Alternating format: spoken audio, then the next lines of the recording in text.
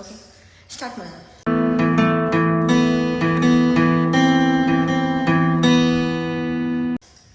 First ಕಿವಿ ಕಿವಿ ಕಿವಿ ಕಿವಿ ಪ್ರೆಸ್ ಮಾಡಿ, ಪುಲ್ ಮಾಡಿ. Press, pull, press, pull, press, pull, press, pull. Press ಮಾಡಿ, ಪುಲ್ ಮಾಡಿ, ಪ್ರೆಸ್ ಮಾಡಿ, ಪುಲ್ ಮಾಡಿ. ಇವಾಗ ಹಿಂದೆ ಮುಂದೆ ಇಲ್ಲೆಲ್ಲ ಮಸಾಜ್ ಮಾಡ್ಕೊಳ್ಳಿ. ಪ್ರೆಸ್ ಮಾಡಿ ಎಲ್ಲ ಕಡೆ. 1 2 3 4 5 6 7 8 9 10. ಕಿವಿ ಸುತ್ತ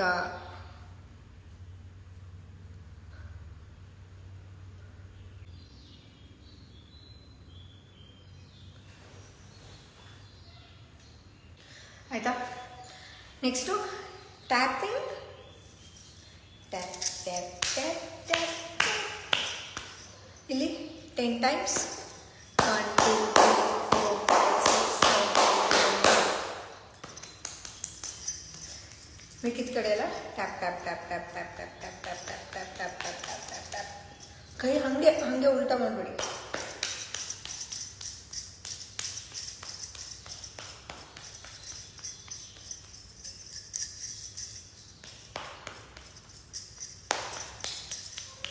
ನೆಕ್ಸ್ಟು ಇನ್ನೊಂದು ಕೈ ಇಲ್ಲಿ tap tap tap tap tap tap tap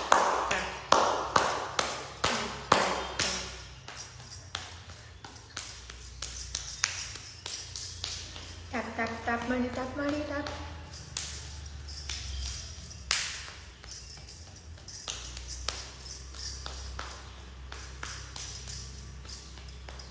next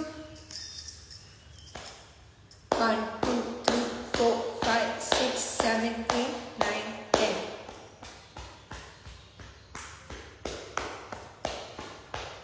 next ಇನ್ನೊಂದು ಕಡೆ 1 2 3 4 5 6 7 8 9 10. ನೆನ್ನೆದು ಹೋಮ್ವರ್ಕ್. ಓಕೆ, ಏನು ಹೋಮ್ವರ್ಕ್? ಬಸವಣ್ಣನವರ ವಚನ. ಕಳಬೇಡ ಕೊಲಬೇಡ, ಹುಸಿಯ ನುಡಿಯಲು ಬೇಡ, ಮುನಿಯಬೇಡ, ಅನ್ಯರಿಗೆ ಅಸಹ್ಯ ಪಡಬೇಡ, ತನ್ನ ಬಣ್ಣಿಸಬೇಡ, ಇದಿರ ಅಳಿಯಲು ಬೇಡ. ಇದೇ ಅಂತರಂಗ ಶುದ್ಧಿ, ಇದೇ ಬಹಿರಂಗ ಶುದ್ಧಿ, ಇದೇ ಕೂಡಲ ಸಂಗಮ ದೇವನುಳಿಸುವ ಪರಿ. ಏನು ನಾನು ನಿಮಗೆ ಅಷ್ಟಾಂಗ ಯೋಗದಲ್ಲಿ ಯಮ ನಿಯಮ ಹೇಳ್ಕೊಟ್ಟಿದ್ದೆ, ಅದನ್ನ ಬಸವಣ್ಣನವರು ಅಷ್ಟಾಂಗ ಬರಕ್ಕಿಂತ ಮುಂಚೆನೆ ಹೇಳಿದ್ರು. ಬಸವಣ್ಣನವರು ಅವರುವೇ ಸಮಾಧಿ ಪಡ್ಕೊಂಡವರು. ಅವ್ರು ಯಾವ ಮಾರ್ಗ, ಯೋಗದ ಯಾವ ಮಾರ್ಗ ಚೂಸ್ ಮಾಡ್ಕೊಂಡಿದ್ದು? ಭಕ್ತಿ ಮಾರ್ಗ. ಸೊ ಭಕ್ತಿ ಮಾರ್ಗದಲ್ಲಿ ಒಬ್ರು ಆರಾಧ್ಯ ದೈವನ್ನ ಇಟ್ಕೊಂಡು ಅವ್ರನ್ನೇ ಆರಾಧನೆ ಮಾಡೋದು. ಸೊ ಅವಾಗ ನಿಮಗೆ ಸಮಾಧಿ ದೊರಕುತ್ತೆ, ಮೋಕ್ಷ ಸಿಗತ್ತೆ. ಸೊ ಈ ಅಕ್ಕ ಮಹಾದೇವಿ, ಬಸವಣ್ಣ ಇವರೆಲ್ಲ ಭಕ್ತಿ ಮಾರ್ಗದಲ್ಲಿ ನಡೆದು ಬಂದವರು. ಏನು ಮೀನಿಂಗ್ ಏನು? ಸೇಮ್. ಕಳಬೇಡ ಕೊಲಬೇಡ ಅಂದರೆ, ಕಳಬೇಡ ಅಂದರೆ ಕಳ್ಳತನ ಮಾಡಬೇಡ. ಸೊ ಅಲ್ಲೇನಿತ್ತು ಅಷ್ಟಾಂಗದಲ್ಲಿ ಆಸ್ತೆಯ ಕಳ್ಳತನ ಮಾಡಬಾರ್ದು. ಕೊಲಬೇಡ ನಾನ್ ವೈಲೆನ್ಸ್, ಅಹಿಂಸೆ ಮಾಡಬೇಡ. ಪ್ರಾಣಿಗಳನ್ನ ಕೊಲ್ಬೇಡ, ಇನ್ನೊಬ್ಬ ಮನುಷ್ಯರನ್ನ ಕೊಲ್ಬೇಡ. ನಾನ್ ವೈಲೆನ್ಸ್, ನಿಮ್ಮ ಮಾತುಗಳಿಂದ ಅಥವಾ ನಿಮ್ಮ ನಡೆ ನುಡಿಗಳಿಂದ ಇನ್ನೊಬ್ಬರನ್ನ ನೋಯಿಸಬಾರ್ದು. ಹುಸಿಯ ನುಡಿಯಲ್ಲೂ ಬೇಡ, ಸುಳ್ಳು ಹೇಳಬೇಡ. ಅನ್ಯರಿಗೆ ಅಸಹ್ಯ ಪಡಬೇಡ, ಇನ್ನೊಬ್ರನ್ನ ನೋಡಿ ಅಸಹ್ಯ ಪಡ್ಕೋಬೇಡ. ಈಗ ಒಂಥರ ಅನ್ಟಚಬಲ್ ಥರ ಎಲ್ಲ ಮಾಡ್ತಾರೆ ನೋಡಿ, ಅದೆಲ್ಲ ಮಾಡಬಾರ್ದು, ಅದೆಲ್ಲ ತಪ್ಪು. ಕರ್ಮಯೋಗದಲ್ಲಿ ಯಾವುದೋ ಒಂದು ಯೋಗ ಸ್ಕೂಲ್ ಇದೆ ಉತ್ತರ ಪ್ರದೇಶ್ ನಾರ್ತಲ್ಲಿ. ಅಲ್ಲಿ ಕರ್ಮಯೋಗ ಮಾಡಿಸ್ತಾರೆ. ಲೈಕ್ ಅಂದರೆ ನಮ್ಮ ಕೆಲಸ ನಾವೇ ಮಾಡ್ಕೋಬೇಕು, ನಮ್ಮ ಟಾಯ್ಲೆಟ್ ನಾವೇ ತೊಳ್ಕೊಬೇಕು. ಇವಾಗ ರೋಗ ಎಲ್ಲ ಬಂದಿರೋರಿಗೆ ನೋಡ್ಬಿಟ್ಟು ನಾನು ಅವ್ರನ್ನ ಮುಟ್ಟಲ್ಲ ಅಂತ ಅಸಹ್ಯ ಎಲ್ಲ ಪಡ್ಕೋಬಾರ್ದು. ಸೊ ಆ ಥರ ನಿಮ್ಮ ಕೆಲಸ ನೀವು ಮಾಡ್ಕೊಳಕ್ಕೆ ಅಸಹ್ಯ ಪಡಬಾರ್ದು, ಇನ್ನೊಬ್ರನ್ನ ನೋಡಿ ಅಸಹ್ಯ ಪಡ್ಕೋಬಾರ್ದು. ಸೊ ಇದೆಲ್ಲ ಅವಾಗಲೇ ಬಸವಣ್ಣನವರು ಹೇಳಿದರು. ತನ್ನ ಬಣ್ಣಿಸಬೇಡ ಅಂದರೆ ನಮಗೆ ನಾವೇ ಹೊಗಳ್ಕೋಬಾರ್ದು. ನಮಗೆ ಎಲ್ಲ ಗೊತ್ತಿದೆ, ನಾವೇ ಶ್ರೇಷ್ಠ, ನಾವೇ ದೊಡ್ಡವರು ಅಂತ ಹೊಗಳ್ಕೋಬಾರ್ದು. ನಮ್ಗೆ ಎಷ್ಟೇ ಗೊತ್ತಿದ್ರು ಇನ್ನೊಬ್ಬರಿಂದ ಕಲಿಯೋದು ತುಂಬ ಇರುತ್ತೆ. ನಾನು ನಿಮಗೆ ಪಾಠ ಹೇಳ್ಕೊಡ್ತಾ ಇರ್ಬೋದು, ಅಥವಾ ನಾನು ಅಲ್ಲಿ ಮಕ್ಳಿಗೆ ಪಾಠ ಹೇಳ್ಕೊಡ್ತಾ ಇರ್ಬೋದು, ಆ ಮಕ್ಕಳಿಂದನೂ ನಾನೇನೋ ಅಂತ ಕಲಿತಾ ಇರ್ತೀನಿ. ಸೊ ನಮಗೆ ನಾವೇ ಶ್ರೇಷ್ಠ, ನನಗೆ ಎಲ್ಲ ಗೊತ್ತು, ನಾನೇ ಇಡೀ ಪ್ರಪಂಚದಲ್ಲಿ ಚೆನ್ನಾಗಿರೋದು, ಅದು ಇದು ಹೇಳ್ಕೊತಾರಲ್ಲ, ಅವ್ರ ಬಗ್ಗೆ ಅವರು ಹೊಗಳ್ಕೋಬಾರ್ದು. ಲೈಕ್ ಈಗೋ ಬಂದ್ಬಿಡುತ್ತೆ ಅವಾಗ, ಅದು ತಪ್ಪು. ಇದರ ಅಳಿಯಲು ಬೇಡ ಅಂದರೆ ಇನ್ನೊಬ್ರಿಗೆ ಆಡ್ಕೋಬಾರ್ದು. ಸ್ಕಿನ್ ಕಲರ್ ಮೇಲೆ ಆಡ್ಕೋತಾರೆ, ಕಪ್ಪಿದ್ದಾರೆ, ಕರಿಯ, ಆ ಥರ ಎಲ್ಲ ಮಾಡಬಾರ್ದು. ಇನ್ನೊಬ್ರಿಗೆ ಆಡ್ಕೊಬಾರ್ದು. ನೋಡೋಕ್ಕೆ ಚೆನ್ನಾಗಿಲ್ಲ ಅಂದರೆ ಆಡ್ಕೋಬಾರ್ದು. ಅವ್ರವ್ರು ಪಡ್ಕೊಂಡು ಬಂದಿದ್ದದು. ನಮ್ದೇನಿರುತ್ತೆ ಕೆಲಸ ಅಷ್ಟೇ ಮಾಡೋಣ. ಬೇರೆಯವ್ರನ್ನ ನೋಡಿ ಆಡ್ಕೊಳ್ಳೋದು ಬೇಡ. ಬೇರೆಯವ್ರು ಹೆಂಗಾದರೂ ಇರಲಿ. ಇದೇ ಅಂತರಂಗ ಶುದ್ಧಿ, ಇದೇ ಬಹಿರಂಗ ಶುದ್ಧಿ. ಸೊ ನೀವು ಇದನ್ನೆಲ್ಲ ಫಾಲೋ ಮಾಡಿದ್ರೆ ಇದೇ ನಿಮ್ಮ ಇನ್ನರ್ ಬ್ಯೂಟಿ. ಸೊ ನೀವು ಒಳಗಿಂದ ಚೆನ್ನಾಗಿದ್ದೀರಾ ಅಂದರೆ ಹೊರಗಿಂದನೂ ಚೆನ್ನಾಗಿದ್ದೇ ಇರ್ತೀರ. ಸೊ ಹೊರ ನೋಟಕ್ಕೆ ನಾವಿಲ್ಲಿ ಆದ್ಯತೆ ಕೊಡಲ್ಲ, ಬರೀ ಅಂತರಂಗ ಶುದ್ಧಿ.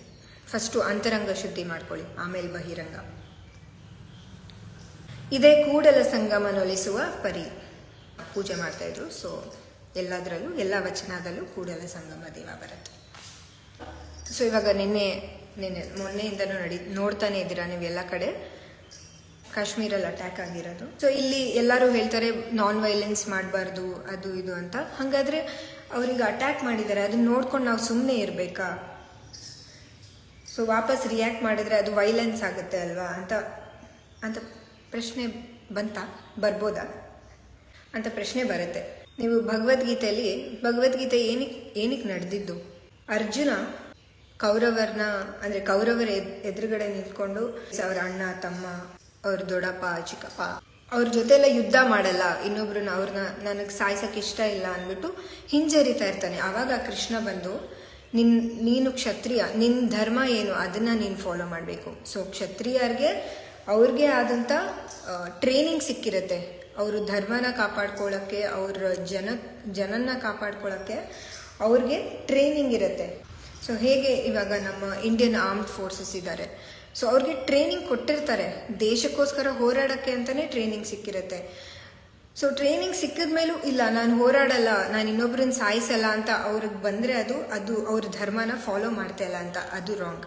ಸೊ ಇಲ್ಲಿ ಧರ್ಮ ಅಂದರೆ ನಾನು ಯಾವುದ್ರ ಬಗ್ಗೆ ಮಾತಾಡ್ತಾ ಇದ್ದೀನಿ, ಜಾತಿ ಕುಲ ಅದಲ್ಲ. ಧರ್ಮ ಅಂದರೆ ಹಿಂದೂ ಮುಸ್ಲಿಂ ಕ್ರಿಶ್ಚಿಯನ್ ಅಲ್ಲ. ಧರ್ಮ ಅಂದರೆ ಇಲ್ಲಿ ಹ್ಯುಮ್ಯಾನಿಟಿ, ಮನುಷ್ಯ ಧರ್ಮ. ಸೊ ಧರ್ಮ ಅಂದರೆ ಇಲ್ಲಿ ಮನುಷ್ಯತ್ವ ಅಂತ ಅಷ್ಟೇ. ಫಸ್ಟು ಮನುಷ್ಯರಾಗಿ, ಆಮೇಲೆ ಜಾತಿ ಅದೆಲ್ಲ ಇಲ್ಲವೇ ಇಲ್ಲ. ಆ್ಯಕ್ಚುಲಿ ನಾವೇ ಮಾಡ್ಕೊಂಡಿರೋದು. ಸೊ ಅರ್ಥ ಆಯ್ತಾ? ಎಲ್ಲರೂ ಫಾಲೋ ಮಾಡ್ತೀರಾ? ಅಂತರಂಗ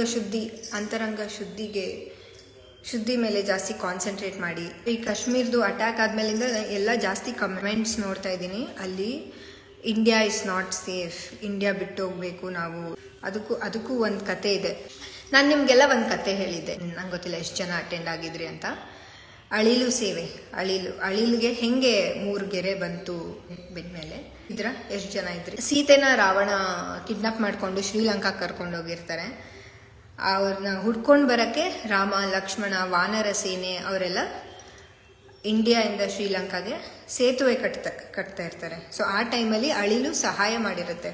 ಸೊ ಅಳಿಲು ಪುಟ್ಟ ಪ್ರಾಣಿ ಆಗಿದ್ರೂ ಅದಕ್ಕೊಂದು ಸಹಾಯ ಮಾಡಬೇಕು ಅನ್ನೋ ಮನೋಭಾವ ಬರುತ್ತೆ. ಸೊ ಅದನ್ನು ಇಷ್ಟಪಟ್ಟು ರಾಮ ಕೈಯಲ್ಲಿ ಎತ್ಕೊಂಡು ಈ ಥರ ಮಾಡ್ತಾನೆ. ಅದು ರಾಮನ್ನ ಗುರುತು ಅಂತ ಇವಾಗಲೂ ನಂಬ್ತಾರೆ. ಸೀತೆನೆಲ್ಲ ಕರ್ಕೊಂಡು ಬರ್ತಾರೆ ಶ್ರೀಲಂಕಾಯಿಂದ. ಸೊ ಶ್ರೀಲಂಕಾಗೆ ಇನ್ನೊಂದು ಹೆಸರು ಏನಿದೆ ಗೊತ್ತಾ?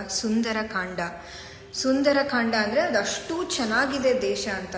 ಸೊ ಎಲ್ಲೆಲ್ಲಿ ನೋಡಿದ್ರು ಬಂಗಾರ, ಇಂಡಿಯಾಗಿಂತ ಚೆನ್ನಾಗಿರುತ್ತೆ ಅಂತ. ಅವಾಗ್ಲೇ ದೇಶಕ್ಕೆ ಎಂಟರ್ ಆದರೆ ಆಚೆ ಬರೋದೇ ಬೇಡಪ್ಪ ಅಂತ, ಅಷ್ಟು ಸುಂದರವಾಗಿತ್ತು. ಅದಕ್ಕೆ ಶ್ರೀಲಂಕಾಗೆ ಇನ್ನೊಂದು ಹೆಸರು ಸುಂದರಕಾಂಡ. ವಾಪಸ್ ಸೀತೆನ ಕರ್ಕೊಂಡು ರಾಮ ಲಕ್ಷ್ಮಣ ಬರ್ಬೇಕಾದ್ರೆ ಲಕ್ಷ್ಮಣ ಕೇಳ್ತಾನೆ ರಾಮಂಗೆ, ಎಷ್ಟು ಚೆನ್ನಾಗಿದೆ ಇಲ್ಲಿ ನೋಡೋದು, ಈ ದೇಶ ಎಷ್ಟು ಚೆನ್ನಾಗಿದೆ, ನಾವು ವಾಪಸ್ ಹೋಗೋ ಬದಲು ಇಲ್ಲೇ ಇದ್ಬಿಡೋಣ ಅಂತ. ಆವಾಗ ರಾಮ ಹೇಳ್ತಾನೆ, ಅಪಿ ಸ್ವರ್ಣಮಯಿ ಲಂಕಾ ನಾಮೆ ಲಕ್ಷ್ಮಣ ರೋಚತೆ ಜನನಿ ಜನ್ಮಭೂಮಿಶ್ಚ ಸ್ವರ್ಗಾದಪಿ ಗರೀಯಸಿ. ಏನು ಹಾಗಂದ್ರೆ ಬೇರೆ ದೇಶ ಎಷ್ಟೇ ಚೆನ್ನಾಗಿರಲಿ, ನಮ್ಮ ಜನ್ಮ ಕೊಟ್ಟ ಭೂಮಿ ಸ್ವರ್ಗಕ್ಕಿಂತ ಮಿಗಿಲಾದದ್ದು. ನಾವು ಹುಟ್ಟಿ ಬೆಳೆದಿರ್ತೀವಿ ಆ ಭೂಮಿಲಿ, ಅದ್ರ ಋಣ ತೀರಿಸ್ಬೇಕೇ ಹೊರತು ನಾವು ದೇಶ ಬಿಟ್ಟೋಗ್ಬಾರ್ದು. ದೇಶಕ್ಕೇನಾದರೂ ವಾಪಸ್ ಕೊಡಕ್ಕೆ ನೋಡಿ, ಇಲ್ಲೇ ಇದ್ಕೊಂಡು ದೇಶದ ಡೆವಲಪ್ಮೆಂಟ್ಗೋಸ್ಕರ ವರ್ಕ್ ಮಾಡಿ. ಎಲ್ಲ ಇವಾಗ ಟ್ರೆಂಡ್ ಆಗಿಬಿಟ್ಟಿದೆ, ಇಲ್ಲೇ ದೇಶಕ್ಕೆ ಓದಕ್ಕೆ ಹೋಗ್ತಾರೆ, ಅಲ್ಲಿನ PR ಗೋಸ್ಕರ ಹೊಡೆದಾಡ್ತಾ ಇರ್ತಾರೆ. ಓದ್ಕೊಳ್ಳಿ, ವಾಪಸ್ ಬನ್ನಿ, ಅದೇನಿದೆ ಕೆಲಸ ಇಲ್ಲೇ ಮಾಡಿ. ನೀವು ಇಲ್ಲಿ ಹುಟ್ಟಿದ್ದೀರಾ ಅಂದರೆ ರೀಸನ್ ಇದೆ ಅಲ್ವಾ, ಯಾಕೆ ಇಂಡಿಯಾದಲ್ಲೇ ಹುಟ್ಟಿದ್ರಿ. ಬಿಟ್ಟೋಗ್ಬೇಡಿ. ಅಲ್ಲಿಂದನೇ ಫಸ್ಟು ದೇಶ ಪ್ರೇಮ ಸ್ಟಾರ್ಟ್ ಆಗೋದು. ಎಲ್ಲಿಂದ? ನಿಮ್ಮನ್ನ ತಾಯಿನ ಪ್ರೀತಿಸೋದ್ರಿಂದ.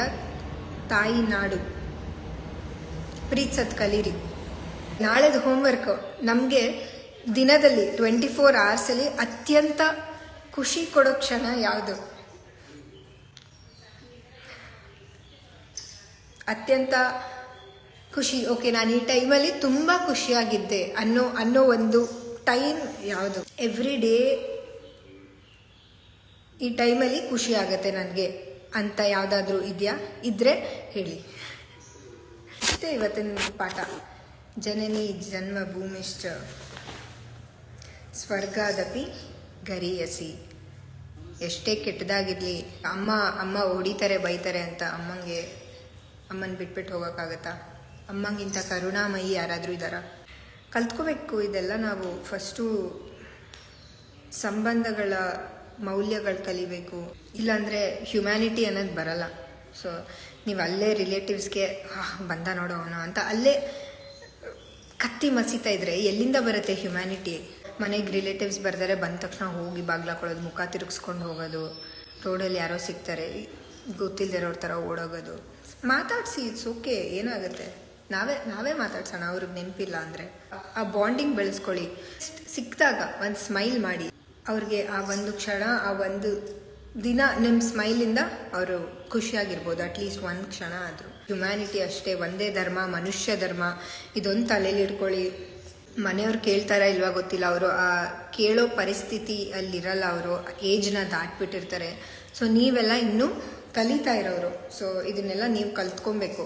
ನೀವೇ ಇವಾಗ ಕ್ಯಾಸ್ಟಿಸಮ್ ಅದು ಇದು ನಾನ್ ವೈಲೆನ್ಸ್ ಅಂತ ಸ್ಟಾರ್ಟ್ ಮಾಡಿದ್ರೆ ಮುಂದಿನ ಜನ್ರೇಷನ್ಗೆ ನೀವು ಇದನ್ನು ಹೇಳ್ಕೊಟ್ಟಂಗಾಗುತ್ತೆ. ಸೊ ನಾವು ಇವಾಗ ಒಳ್ಳೇದು ಕಲ್ತ್ರೆ ಮುಂದಿನ ಜನ್ರೇಷನ್ನು ಒಳ್ಳೆಯವರಾಗಿ ಬರ್ತಾರೆ. ಬಾಯ್, ನಾಳೆ ಸಿಗೋಣ, ಓಕೆನಾ? 5:30 ಆಯಿತು. ಧನ್ಯವಾದಗಳು ಎಲ್ಲರೂ ಜಾಯ್ನ್ ಆಗಿದ್ದಕ್ಕೆ. ಆಸನಗಳು ನಾಳೆ ಪ್ರಾಕ್ಟಿಕಲ್ ಇರುತ್ತೆ, ಬನ್ನಿ. ಬಾಯ್.